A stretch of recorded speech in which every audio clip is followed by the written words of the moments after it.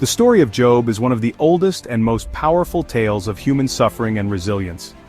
It's a story that has resonated with people for millennia, offering solace and guidance in the face of life's inevitable storms.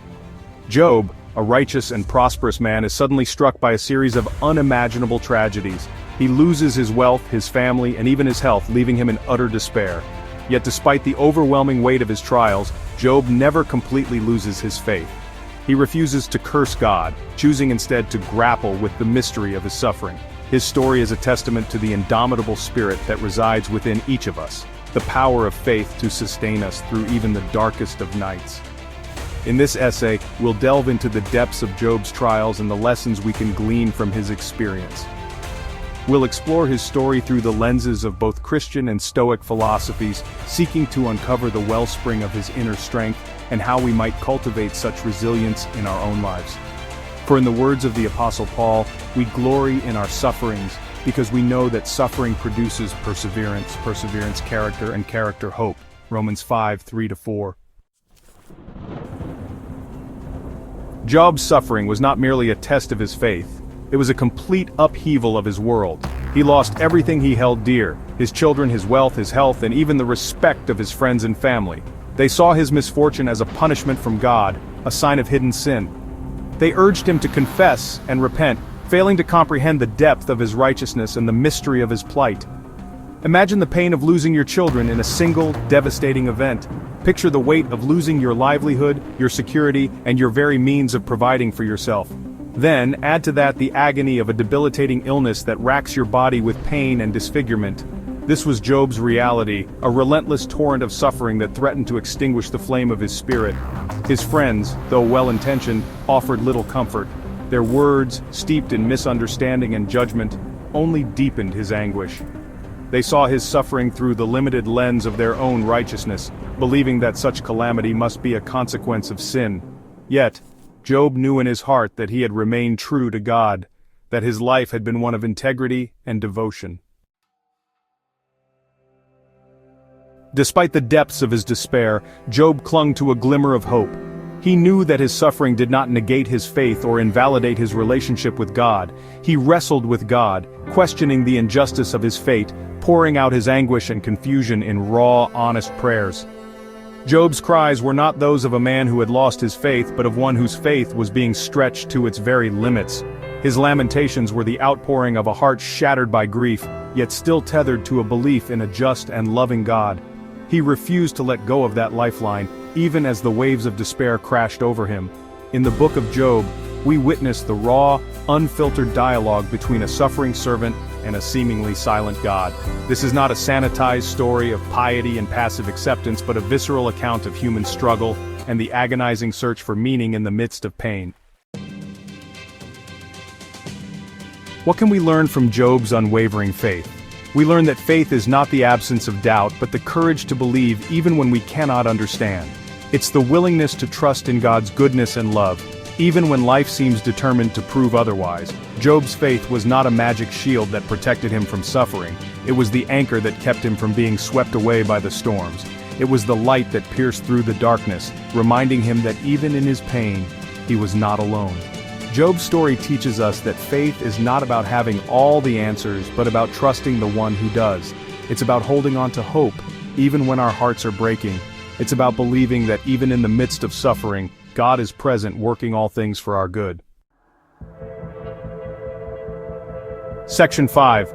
Finding Strength in Surrender. In Job chapter 42 verse 10 we read, "After Job had prayed for his friends, the Lord restored his fortunes and gave him twice as much as he had before."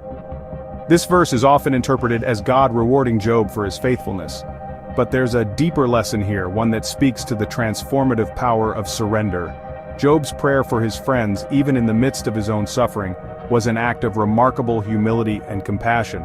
It was a surrender of his anger, his bitterness, and his need for vindication.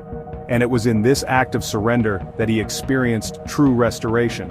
Surrender, in this context, is not about giving up or resigning ourselves to defeat. It's about releasing our need to control, to understand, to be right. It's about acknowledging our limitations and surrendering to a power greater than ourselves. It's in this space of surrender that we find the strength to endure, to heal, and to emerge from our trials transformed. Section 6. A Stoic perspective on suffering.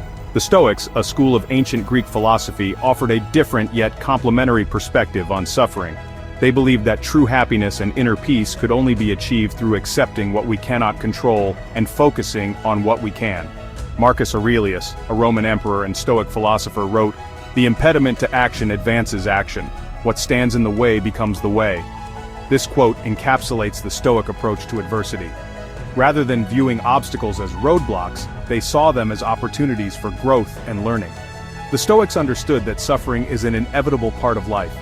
We cannot control the events that befall us, but we can control our reactions to them. We can choose to let adversity break us, or we can use it as fuel for growth, resilience, and wisdom. Section 7. Accepting what we cannot control.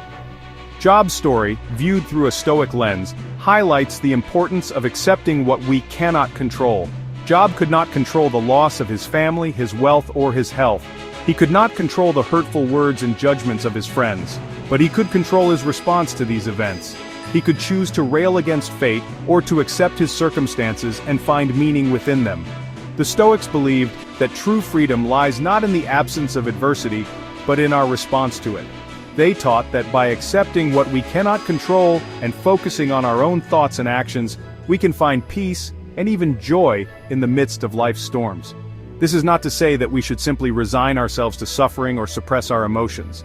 Acceptance in the Stoic sense is not about apathy but about acknowledging reality without letting it define us.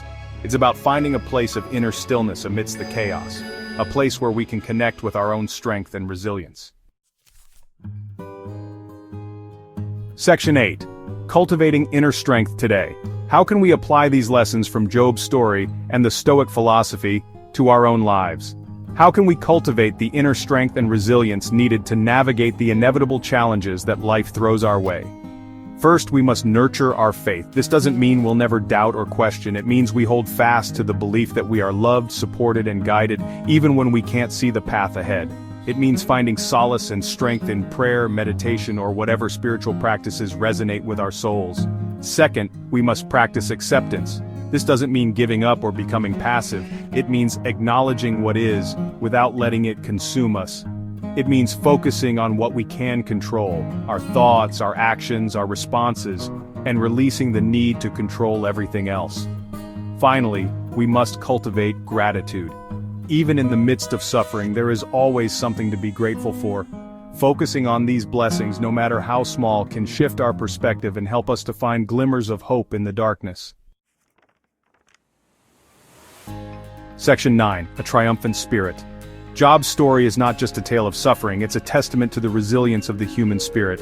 It's a reminder that even in the face of unimaginable loss and pain, we have the capacity to endure, to heal, and to emerge from the fire stronger and wiser.